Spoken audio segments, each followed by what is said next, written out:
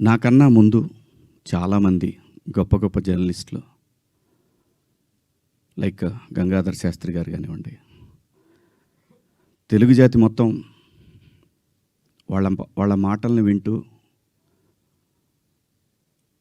సంస్కృతిని ముందుకు తీసుకెళ్లాలనే ఆరాటంతో పనిచేస్తున్నటువంటి చాగంటి కోటేశ్వరరావు గారు, అలాగే గరికపాటి గారి ప్రవచనాల్లో స్త్రీ పట్ల స్త్రీకున్న ప్రాముఖ్యత వీటన్నిటి గురించి వాళ్ళు మాట్లాడే సందర్భంలో చాలామంది చాలా మాట్లాడారు.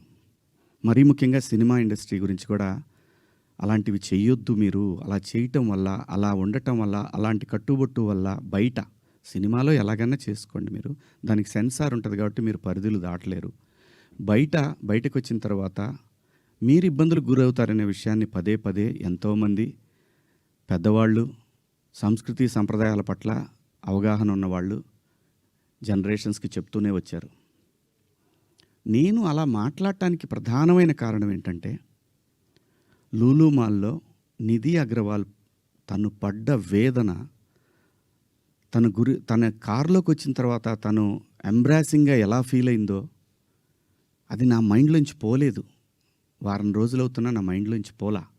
ఆ తర్వాత ఇమీడియట్గా సమంత గారి మీద, తెలుగు సినిమాలో నేను ఈ ఇండస్ట్రీకి వచ్చిన తర్వాత 90% ఆర్టిస్టులు, ఫీమేల్ ఆర్టిస్టులు ఎప్పుడు కూడా లైక్ రమ్యకృష్ణ గారు కానివ్వండి, జయసుధ గారు కానివ్వండి, విజయశాంతి గారు, వీళ్ళు కట్టుకున్న శారీస్ మీద, వీళ్ళు వేసుకున్న డ్రెస్సుల మీద షాపుల్లో అమ్మేసేవాళ్ళు అనమాట. నేను ఎవరిని ఈ డ్రెస్సులు వేసుకోండి, ఆ డ్రెస్సులు వేసుకోండి, మీరు కప్పేసుకోండి అని నేను చెప్పలేదండి.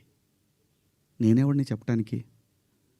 సమాజంలో ఏ రుగ్మత వచ్చినా కానీ సమాజం సినిమా వల్ల చెడిపోతుంది, మీరు వేసుకునే డ్రెస్సుల వల్ల చెడిపోతుంది, మీ సినిమా వల్లనే ఈ ప్రపంచం నాశనం అవుతుందనే మాటలు వింటూ ఉన్నాం. కాబట్టి తరచూ ఇక్కడే బతికి, ఇక్కడే నా కుటుంబాన్ని ముందుకు తీసుకెళ్తూ, నా పిల్లల్ని చదివించుకుంటూ, ఇక్కడొచ్చిన డబ్బులతో చదివించుకుంటూ, సినిమాని ఎవరు అనకూడదు అనే పంతాలో మనం ఎందుకు వాళ్ళకి అవకాశం ఇవ్వాలనేటటువంటి ఆలోచనతో నేను ఆ సందర్భంలో వచ్చిన మాటల్లో నాకు ఇప్పటికి కూడా నాకు నమ్మబుద్ధి కావట్లేదు.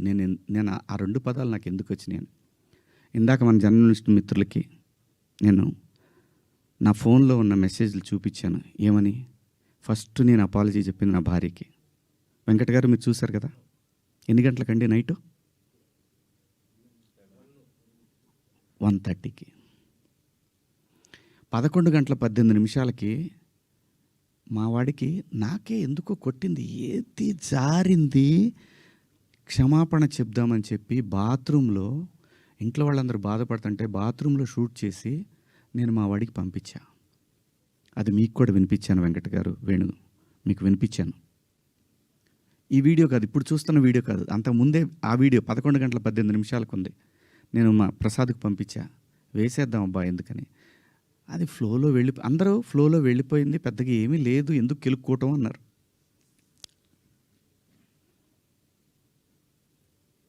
సో కర్మ ఎలా కాలిందో తెలీదు, కర్మ ఎవరిని వదిలిపెట్టదు. అలా ఆ సందర్భంలో నేను వాడిన 2 పదాలు తప్ప నేను గమనించానండి. నైటు 11 o'clock తర్వాత 12 తర్వాత మీరు చూసుకోండి, 12:01 తర్వాత కొన్ని ట్వీట్లు వెళ్తూ ఉన్నాయి. ఎవరికి ట్యాగ్ అవుతూ ఉన్నాయి? నాకు నిద్ర లేదు, పేర్లు కూడా గుర్తురాట్లా. స్త్రీల సమస్య మీద మాట్లాడుతూ ఉంటే మన రాహుల్ వైఫ్ చిన్మయి గారు ఆవిడకి వెళ్తూ ఉన్నాయి, ఆవిడకి ట్యాగ్ చేస్తూ ఉన్నారు. ఇక్కడి నుంచే మొత్తం ట్యాగ్ చేస్తూ ఉన్నారు. ఆ తర్వాత మన అనసూయ గారికి ట్యాగ్ చేస్తూ ఉన్నారు. ఎందుకు చేస్తున్నారు నాకు అర్థం కాలేదు. సర్లే, ఏదో పాపం ఆవిడ మాట్లాడుతూనే ఉంటుంది ప్రతిసారి కూడా, తప్పేం లేదు. నా తరఫు నుంచి 2 పదాలు దొరికినాయి కాబట్టి ఐ హ్యావ్ టు బేర్. ఏదైనా బేర్ చేయాల్సిందే. మనం దాన్ని ఓట్రిచ్చి కొట్టినా దానివల్ల ఏం ప్రయోజనం లేదు. ఎందుకంటే తప్పు నా వైపు ఉంది కాబట్టి నేను సర్దుకొని వెళ్ళాలి, తప్పదు. క్షమాపణలు చెప్పాను, ఇంకా చెప్తాను కూడా. ఆ 2 పదాలకి నేను ఎప్పుడు సెట్ అవుతానో నాకు తెలియదు, నా మైండ్ ఎప్పటికి సెట్ అవుతుందో తెలియదు. అటువంటి పరిస్థితిలో ఉన్నా. నా భార్య అయితే అసలు నువ్వు ఇలాంటి స్టేటస్లో ఉంది, ఎందుకంటే ఎవరికైనా ఫ్యామిలీయే ముఖ్యం. తను రేపొద్దున వాళ్ళ బంధువుల్లో ఇదేంటి ఇలా మాట్లాడాడు శివాజీ అంటే తను ఎంబ్రాసింగ్గా ఫీల్ అవుతుంది కదా. నా పిల్లలు వాడి ఫ్రెండ్స్ ఇదేంట్రా మీ నాన్న ఇలా మాట్లాడు, విచ్ ఈజ్ హర్టింగ్. నా ఇంటెన్షన్ బ్యాడ్ లేదు. ఇంకొకటి 30 సంవత్సరాల నుంచి నేను ఇక్కడ ఉంటున్నాను, ఏ రోజు నా దగ్గర నుంచి తప్పు జరగలేదు. ఆవేశంగా ఒక లెటర్ మాకు వెళ్ళిపోయింది. వెళ్ళిన తర్వాత వాళ్ళు డిస్కస్ చేయొచ్చు ఏమని, కాదండి ఒకసారి శివాజీతోటి మాట్లాడి ఆయనతోనే పెట్టిద్దాం ఒక అపాలజీ లెటర్ అని వాళ్ళు చెప్పొచ్చు. ఇవేవి జరగల. ఎవరికాళ్ళు ఆవేశంగా government of Andhra Pradesh, government of Telangana, CC to CP, CC to మహిళా commission, CC to PM, CC to international affairs. Why? ఒక్క మాట నన్ను అన్న ఏందన్న ఇట్లా మాట్లాడు, సారీ అమ్మ. నాకెవరు ఫోన్ చేసినా, నాకెవ్వరు ఫోన్ చేయలేదు. ఒక సుప్రియ గారు సాయంత్రం ఫోన్ చేస్తే, అయ్యో శివాజీ గారు ఏంటి, సారీ అమ్మా నేను పొరపాటున 2 పదాలు దొరికినాయి. అవునండి, ఐఎమ్ కంప్లీట్లీ రిగ్రెటింగ్గానే ఉందమ్మా, నాకు ఐఎమ్ వెరీ సారీ.